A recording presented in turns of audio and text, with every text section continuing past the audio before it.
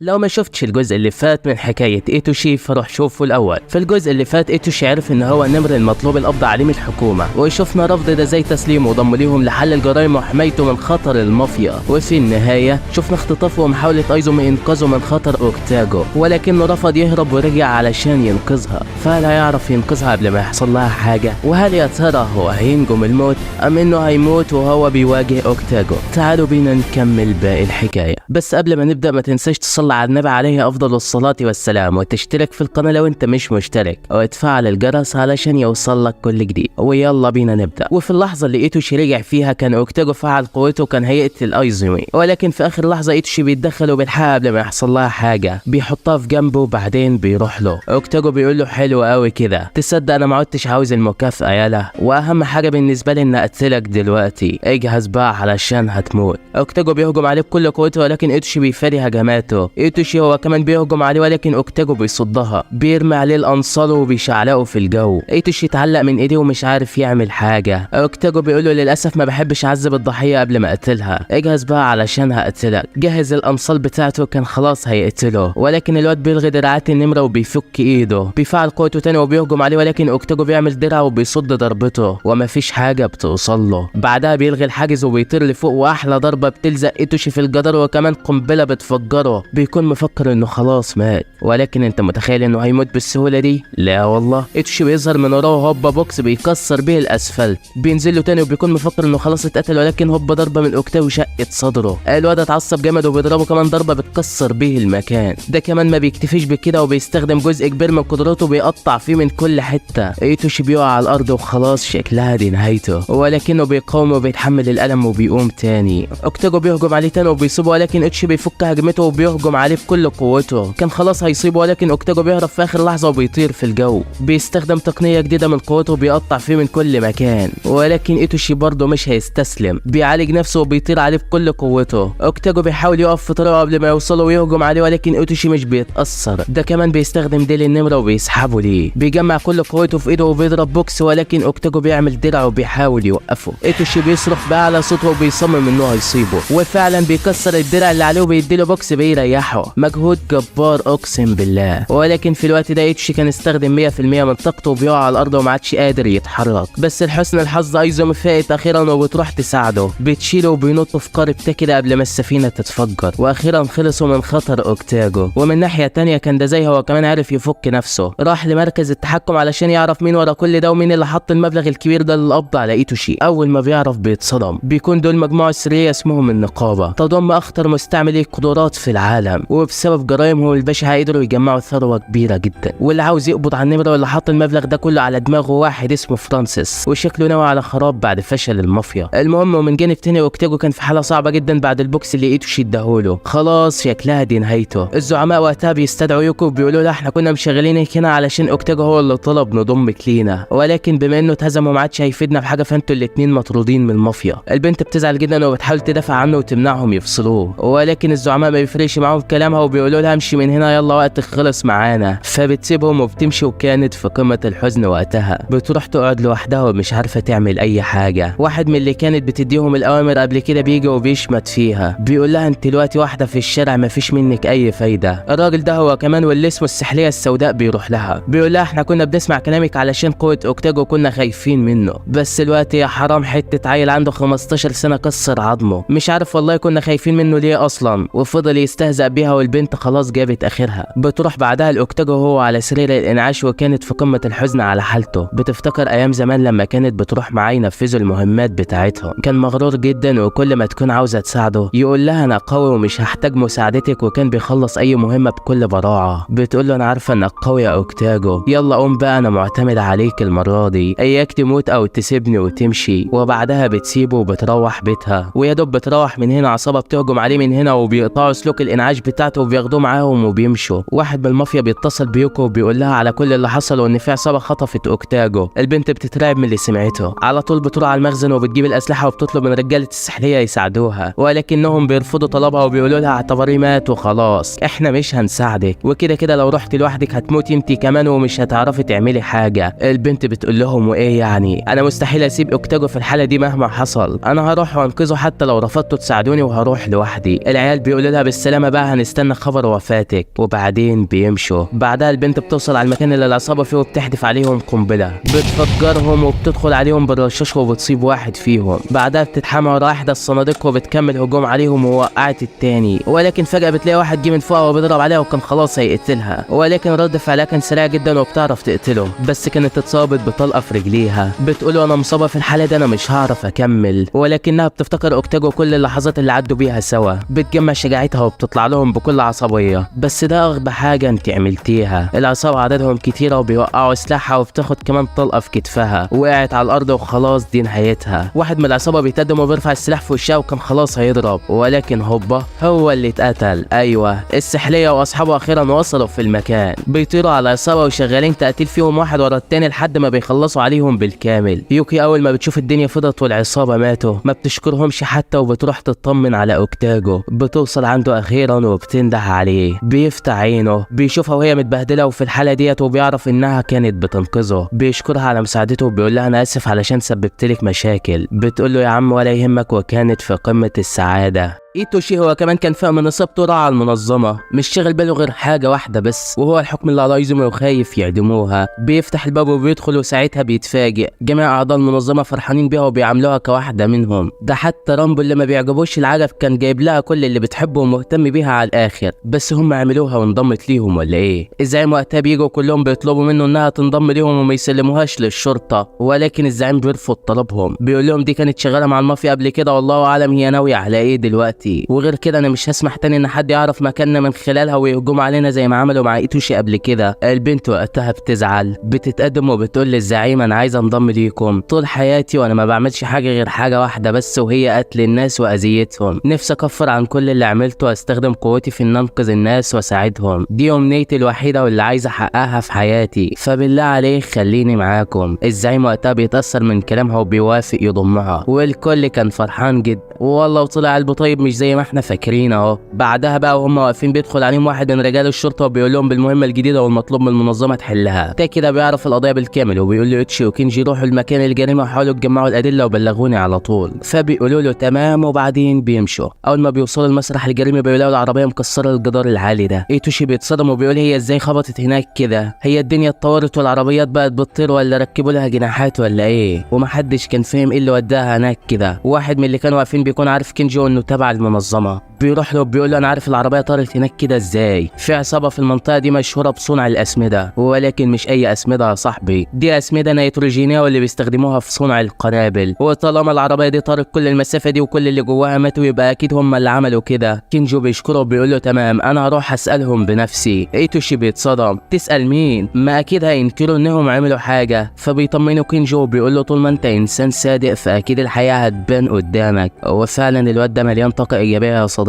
المهم بيوصلوا عند العصابه وايتشو كان هيعملها على نفسه من كتر الخوف. كينجي بيتكلم معاهم بكل برود وبيقول لهم انا من مكتب التحقيقات للمنظمه وجيت علشان اسالكم عن الجريمه اللي حصلت. هو انتوا اللي فجرتوا العربيه وقتلتوا الناس اللي فيها ولا لا؟ العصابه بتتضايق من كلامه وبيقولوا له لا احنا ما نعرفش اي حاجه. كينجو في كل برود بيقول لهم شكرا ليكم واسف على الازعاج، يلا يا ايتوشي نمشي من هنا. كل افراد العصابه وقتها استغربوا جدا وحسوا ان في حاجه غلط. وبعد ما بيمشوا من المكان ايتشي بيقول له كان باين عليهم يا عم انهم بيكذبوا عليك وهم اللي قتلوهم، انت صدقتهم ازاي بالسرعه دي؟ فبيطمنوا كينجي وبيقول له ما تقلقش يا عم كل حاجه هتبان لوحدها. وفجاه هم بيتكلموا بالله والعصابه حاطتهم من كل مكان. واحد فيهم بيتقدم وبيتكلم معاهم بيقولوا لهم طالما مشيتوا بالسرعه دي يبقى انتوا معاكم دليل يثبت ادانتنا واننا اللي قتلناهم. للاسف انتوا لازم تموتوا دلوقتي. كينجو بيقول لي ايتشي مش قلت لك يا عم لو كنت صادق في الحقيقه هتبان لوحدها. بعدها بيقول له العصابه شكرا علشان جيتوا لحد عندنا واعترفتوا بجرايمكم، انا بجد ممتن ليكم. ولسه ما بيكملش كلامه هوبا ضربه بتريحه. ايتوشي بعدها كان واقف لوحده وكان مرعوب جدا، يا نهار ابيض كل دول عاوزين يقتلوني. وفجاه بيلاقي كينجي بيقف تاني. الكل اتصدم انه قدر يتحرك بعد الضربه اللي خدها. بيقول لهم الذوق ما جابش معاكم نتيجه فانا لازم استخدم العافيه.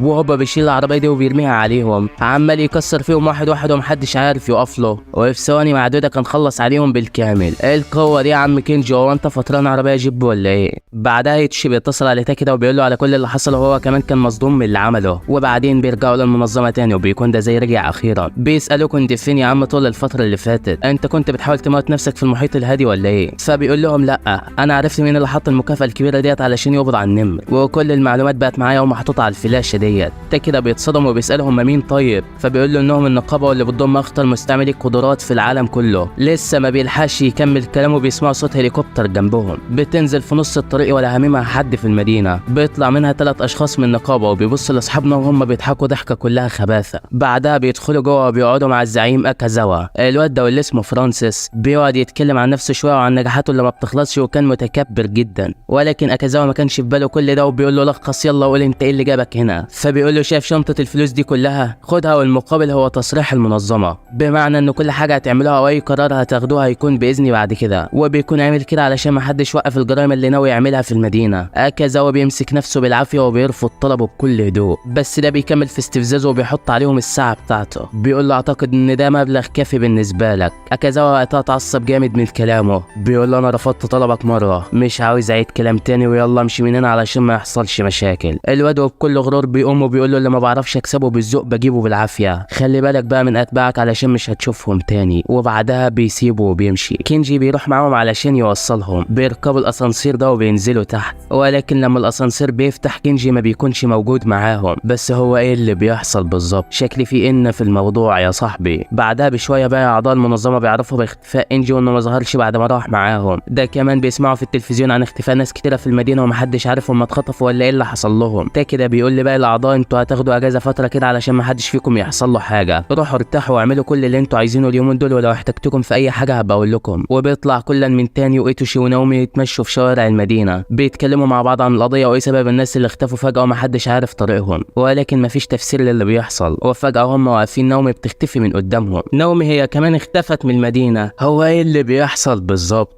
العيال وقتها بتترعب وبيفضلوا يدوروا عليها في كل مكان. تاني بيفضل يدور وسط الناس على حد مختلف فيهم، وفعلا بيشوف البنت اللي كانت مع فرانسيس قبل كده، بيهجم عليها بسرعه جدا. ولكن هوبا هو وكل اللي كانوا موجودين انتقلوا لبعد تاني ومحدش كان فاهم ايه اللي بيحصل. البنت دي واللي اسمها لوسي بتقول لهم انتوا دلوقتي داخل المجال بتاعي، كل الناس اللي اتخطفوا من المدينه ورا الباب اللي هناك ده، لو عاوزين تنقذوهم فلازم تلعبوا لعبه الاول، ولو خسرتوا في اللعبه فانتوا كمان هتتحبسوا زيهم. اما بقى لو مش عايزين تلعبوا او تنقذوا حبايبكم فاخرجوا من الباب اللي وراكم ده، ولكن هتنسوا اي حاجه حصلت هنا. العيال بتتعصب وبيقولوا لها طلعيهم علشان ما يحصلش مشاكل. ولكن لوسي وقتها بتفعل قدرتها، بيظهر لهم دمية عملاقه. الناس اول ما شافوها اترعبوا وهربوا من المكان بسرعه من كتر الخوف، وما تبقاش الا 3 بس، وهم ايتوشي وتاني والراجل العجوز ده. لوسي بتقول لهم حلو كده، اللعبه هيبتدي معاكم انتوا ال3، المفتاح اهو، ولو حد عرف يفتح الباب ده هتبقوا كسبتوا اللعبه وكل اللي جوه هيتحرروا. فبيقولوا لها تمام، وبعدين بتبدا اللعبه، ويا دوب بتبتدي الدمية بتخطف تاني في اقل من ثانيه وبتدخله الاوضه جنب باقي المخطوفين. ايتوشي بيترعب وبيعرف ان الموضوع مش سهل زي ما كان فاكر. الدمية بتهجم عليه ولكن بيستخدم قوته في اخر لحظه وبيفاديها. عماله تهجم عليه تاني وتالت ولكنه بيفاديها برضه ومش عارف يعمل معاها اي حاجه. ايتوشي بيرمي عليها الهدايا ديت وبيشتت انتباهها. بعدها بيروح للباب بسرعه وكان خلاص هيفتحه، ولكن المفاجاه ان المفتاح بيهجم عليه وبيصيبه في وشه، وبيكون ده مفتاح سحري مش مفتاح عادي. الواد بيتصدم وبيعرف ان اللعبه ديت ما فيهاش فايز، كل اللي هيدخل هنا خسران وش، وهي عملت كده علشان تخطف جميع اعضاء المنظمه. ما بيكونش عارف يعمل ايه ويتصرف ازاي في الموقف ده. بيقرر يهرب ويقول لي ده زي وتا كده وهم يتصرفوا ويشوفوا هينقذوهم ازاي. ولكن وقتها الراجل ده بيوقفه، بيقول له انت نسيت القوانين ولا ايه؟ اي حد بيخرج من هنا بينسى كل اللي حصل، يعني مش هتبقى فاكر اي حاجه في اللعبه ومش تعرف تقول لهم على اي حاجه اصلا. الحل الوحيد انك تحاول توقفها، وما تخافش يا عم انا عندي خطه.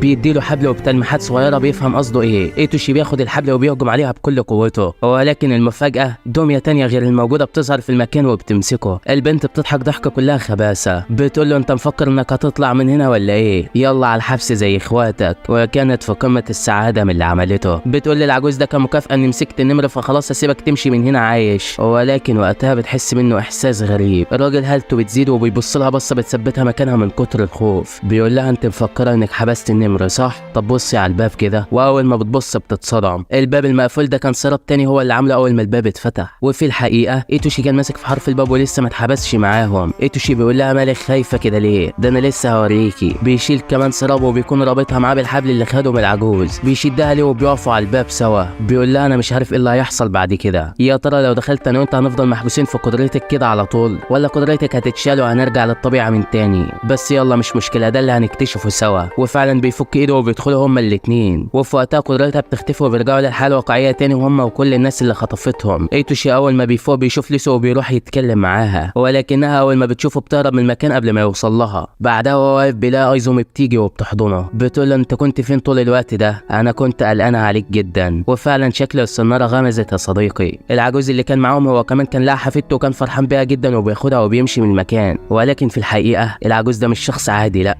ده زعيم المافيا واللي كان مشغل كل دول عنده، والكل بيعمل له 1000 حساب، وشكله ناوي على دماره يا صديقي. المهم كده انتهى الموسم الاول كامل. قولوا لي في التعليقات عاوزين الموسم الثاني ولا عاوزين فيديو جديد، واستودعكم الله الذي لا تضيع ودائعه ودمتم في امان الله.